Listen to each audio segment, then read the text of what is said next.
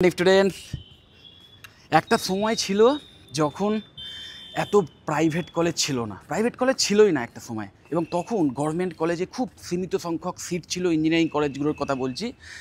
খুব সীমিত সংখ্যক কিছু গভর্নমেন্ট কলেজে সেখানেই ইঞ্জিনিয়ারিং কোর্সগুলো করানো হতো, বিটেক বা বিইর মতো ডিগ্রি কোর্সগুলো করানো হতো, এবং জয়েন্ট এন্ট্রান্স এক্সাম বা বিভিন্ন এন্ট্রান্স এক্সামের একদম টপ র্যাঙ্কার যারা, হাই র্যাঙ্কার যারা, একদম প্রথম সারিতে যারা থাকতো, হাতে গোনা কিছু সংখ্যক ছাত্র বা ছাত্রী, তারাই কিন্তু এই বিটেক কোর্স করার সুযোগ পেত। তারপর আস্তে আস্তে যত দিন গেছে প্রচুর প্রাইভেট কলেজেস প্রতিষ্ঠা হয়েছে, এবং তারপরে হয়েছে কি যে মানে আরও বেশি সংখ্যক স্টুডেন্ট তারাও কিন্তু চান্স পেয়েছে। এবং এখন এমন একটা সময় আসছে যখন যে জয়েন্টে বসলেই বলতে মানে জয়েন্টে পাস করলেই তারাই কিন্তু ইঞ্জিনিয়ারিং কোর্স করার সুযোগ পাচ্ছে, বিটেক কোর্সগুলো বিভিন্ন প্রাইভেট কলেজে। এবং শুধু তাই নয়, এখন এমনও বেশ কিছু প্রাইভেট কলেজেস বা ইউনিভার্সিটিস আছে যেখানে উইদাউট জয়েন্ট জাস্ট সায়েন্সের কম্বিনেশন থাকতে হবে, ক্লাস 12-এ পিসিএম বা পিসিএমবি, তাহলেই কিন্তু এই বিটেক কোর্সগুলো করার সুযোগ হচ্ছে। মানে সোজা কথায় যে এলিজিবিলিটি ক্রাইটেরিয়া সেটা আস্তে আস্তে চেঞ্জ হচ্ছে। বিসিএর ক্ষেত্রেও সেম, একটা সময় অনলি সায়েন্সের স্টুডেন্টদের জন্য, সায়েন্স কম্বিনেশনের যে সমস্ত স্টুডেন্ট ছিল তাদেরকেই কিন্তু এই কোর্সে অ্যাডমিশনের সুযোগ দেওয়া হতো। কিন্তু এখন বেশ কিছু কলেজেস আছে যেখানে কিন্তু আর্টস কমার্সের স্টুডেন্টদেরও এই কোর্সে অ্যাডমিশনের সুযোগ দেওয়া হয়। ওকে, তো এইগুলো দেখে অনেকে বলে যে তাহলে আর মানে সেই কোর্সের গরিমা কী রইলো, বা সেই সমস্ত স্টুডেন্টরা কি আদৌ ভালোভাবে বা ভালো চাকরি পাবে, ভবিষ্যতে ভালো প্লেসমেন্ট পাবে। দেখো, নিশ্চয়ই দেখেছো যে এই প্রাইভেট কলেজ এত যে এখন হয়েছে, এবং সমস্ত প্রাইভেট কলেজ থেকে যে সমস্ত স্টুডেন্টরা প্রতি বছর পাস করে বেরোচ্ছে, তাদের মধ্যে বেশ কিছু সংখ্যক স্টুডেন্টস তারা কিন্তু খুব ভালো স্যালারি নিয়ে খুব মানে রিপুটেড এমএনসিতে চাকরি করছে। এটা কিন্তু নো ডাউট। মানে এমন তো নয় যে প্রাইভেট কলেজ থেকে পড়ছে বলে বা তার র্যাঙ্ক ওয়েস্ট বেঙ্গল জয়েন্টে খুব কম ছিল, ওকে, মানে খুব মার্কস কম ছিল, তাও ওই শুধু প্রাইভেট কলেজে যেহেতু চান্স পেয়েছে বা সেখানে হাই ফিস দেওয়ার মতো ক্ষমতা তার রয়েছে, সেই জন্যে সে ওখানে অ্যাডমিশনের সুযোগ পেয়েছে, কিন্তু আলটিমেটলি চাকরি পায়নি, এমন তো নয়। প্রচুর স্টুডেন্ট আছে যারা কিন্তু হয়তো জয়েন্টে কোনো কারণে পরীক্ষাটা ভালোভাবে দিতে পারেনি, র্যাঙ্ক কম ছিল এবং মানে মার্কস কম ছিল, এবং সেই কারণে সরকারি কলেজে হয়তো পায়নি, কিন্তু যেহেতু প্রাইভেট কলেজে চান্স পেয়েছে সেখানে অ্যাডমিশান নিয়েছে এবং ভালো করে পড়াশুনো করে নিজের যোগ্যতায় সেই কলেজ থেকেই ভালো জায়গায় প্লেসমেন্ট পেয়েছে। এমন প্রচুর উদাহরণ কিন্তু আছে। সো তোমাকে যেটা বুঝতে হবে যে এলিজিবিলিটি ক্রাইটেরিয়া যদি ম্যাচ করে, তাহলে অবশ্যই সেই কোর্সে তুমি অ্যাডমিশান নিতে পারো। এবং যদি তোমার মধ্যে সেই কোয়ালিটিস থাকে, সেই স্কিলসেট থাকে, এবং সেই অদম্য ইচ্ছা বা পড়াশুনোর যে করার জন্যে যে জেদ, একাগ্র মনোচিত্তে যদি তুমি পড়াশুনোটা করে যাও এবং নিজের স্কিলসেট তৈরি করো, তাহলে অবশ্যই চাকরি পাবে। কিন্তু সেইটা বুঝতে হবে তোমাকে নিজেকে সিলেবাসগুলো দেখে অ্যাডমিশান নেওয়ার আগে, যে এলিজিবিলিটি ক্রাইটেরিয়া ম্যাচ করে যাচ্ছে মানেই আমি অ্যাডমিশান নিয়ে নিলাম, এবং অ্যাডমিশান নিয়ে নিলাম মানেই আমি 4 বছর পর বা 3 বছর পর গ্র্যাজুয়েট হয়ে গেলাম এবং তারপরেই আমি চাকরি পেয়ে যাব বা তারপরেই আমি যোগ্য হয়ে উঠবো, তা কিন্তু নয়। সেটা কিন্তু বুঝে নিতে হবে তোমাদের। এখন এটা একটা আমাদের এখন এই যে ডাইভার্স যে প্রোগ্রাম এবং ডাইভার্স যে কোর্সের যে কারিকুলাম, এবং সেখানে যে এলিজিবিলিটি ক্রাইটেরিয়াটাকে এতটা ব্রডেন করে দেওয়া হয়েছে, যেটা একসময় অনলি সায়েন্স স্পেসিফিক কিছু স্টুডেন্টদের জন্য ছিল, সেটাও এখন অন্যান্য স্ট্রিমের স্টুডেন্টদের জন্য ওপেন করে দেওয়া হয়েছে। সেই সুযোগটা তাদের জন্যে যারা সেটা নেওয়ার মতো যোগ্য।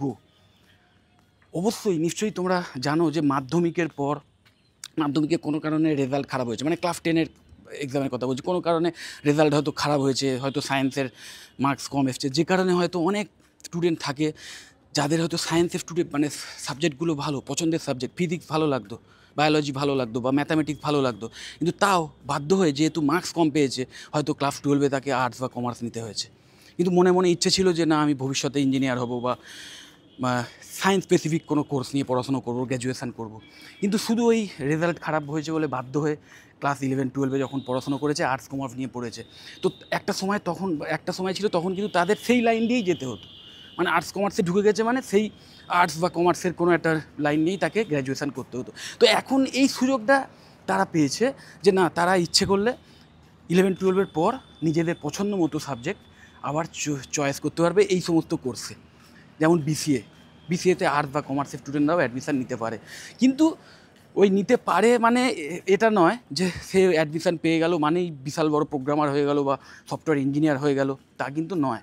ওটাই বলছি যে সিলেবাসটা দেখে নেবে, দেখে নিয়ে যদি মনে হয় যে হ্যাঁ এগুলো তোমার পছন্দের সাবজেক্ট, এগুলো নিয়ে এগুলোকে ক্যারি করার ক্ষমতা তোমার আছে, তাহলে অবশ্যই সেই কোর্সটা করো। ঠিক সেম বিষয়টাই কিন্তু বিএমএলটির ক্ষেত্রেও আসছে। অনেক ম্যাক্সিমাম কলেজেই বিএমএলটি এখনও অনলি সায়েন্স স্পেসিফিক স্টুডেন্টদেরই করানো হয়, কিন্তু কিছু কিছু ইউনিভার্সিটি আছে যারা কিন্তু আর্টস বা কমার্সের স্টুডেন্টদেরও এই সুযোগ দিয়েছে যে বিএমএলটি তারা করতে পারবে।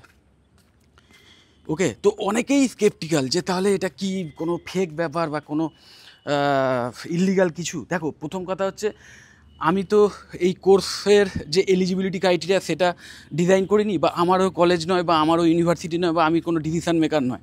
কিন্তু কোনো কলেজ বা ইউনিভার্সিটি যখন অ্যাপ্রুভাল দিয়েছে যে হ্যাঁ আর্টস কমার্সের স্টুডেন্টদের অ্যাডমিশান নেওয়া যেতে পারে, কলেজ যখন অ্যাডমিশান করাচ্ছে আর্টস কমার্সের স্টুডেন্টদের, সেই ইনফরমেশানটা আমি জাস্ট তোমাদের দিচ্ছি। এবং আমি মনে করি যদি তোমার মধ্যে সেই ইচ্ছা থাকে এবং তোমার মধ্যে সেই কোয়ালিটি থাকে, তাহলে আর্টসের স্টুডেন্ট হয়েও কিন্তু তুমি এই কোর্সে ভালো করতে পারবে, কারণ তুমি তো সেই বিষয় নিয়ে 4টে বছর পড়াশোনার সুযোগ পাচ্ছ। ওকে, তো আর্টসে মানে সায়েন্স নিয়ে বায়োলজি বা ফিজিক্স নিয়ে তুমি 11-12 পড়োনি মানে এই নয় যে তুমি মানে একদম সেই মানে সায়েন্সে মূর্খ বা তোমার কিছুই জ্ঞান নেই, কারণ তুমি ক্লাস 10 অবধিও তো কিছু সায়েন্সের জিনিস পড়েছো, সেইগুলোর বেসিক আইডিয়া রয়েছে। তারপরে আরও 4 বছর সুযোগ পাচ্ছ সেই কোর্সটা নিয়ে গ্র্যাজুয়েশন করা। সেই 4 বছর কি তুমি পড়াশুনো করবে না? সেই 4 বছরে তো তোমাকে পড়তে হবে। সো তোমার মধ্যে যদি সেই ইন্টারেস্ট থাকে, সেই বিষয় নিয়ে যদি উৎসাহ থাকে, তাহলে অবশ্যই তোমরা এই সমস্ত অপরচুনিটিসগুলো নিতে পারো। কারণ কলেজ যখন সুযোগ দিচ্ছে, কলেজ যখন এলিজিবিলিটি ক্রাইটেরিয়া সেট করে দিয়েছে, এই ছাড়গুলো দিচ্ছে, তাহলে সেটা নেওয়া যায়। কিন্তু তা বলে এটাও নয় যে সুযোগ দিচ্ছে মানেই আমি চলে যাই, কারণ এই এই কোর্সগুলো করার পর চাকরির সুযোগ প্রচুর। বিসিএ করলে আইটি সেক্টরে চাকরি হয়, বা বিএমএলটি করলে একদম জব সিকিউরড একটা যে কোনো ডায়াগনস্টিক সেন্টার বা প্যাথোলজিক্যাল ল্যাব বা নার্সিংহোম বা বিভিন্ন মেডিকেল লাইনে গিয়ে আমি একটা সিকিউরড জব পেতে পারি। এবং তার জন্যে আমি মানে আমার হয়তো সেই যোগ্যতা নেই, কিন্তু এলিজিবিলিটি জাস্ট ম্যাচ করে গেছে, আমি অ্যাডমিশান নিয়ে নিলাম। সেরম করলে কিন্তু হবে না। তোমাকে বুঝতে হবে যে তুমি সেই কোর্সটাতে ভালো করে পড়াশুনো করার মতো ক্ষমতাটা রাখছো কি না। সেই জন্য অবশ্যই যে কোনো কোর্সে অ্যাডমিশান নেওয়ার আগে শুধু এলিজিবিলিটি ক্রাইটেরিয়া ম্যাচ করে গেলেই হবে না, সেই সিলেবাসটা দেখবে। সিলেবাসটা কমপ্লিটলি দেখলে বুঝতে পারবে যে কোন কোন বিষয়গুলো নিয়ে তোমাদের পড়াশুনো করতে হবে।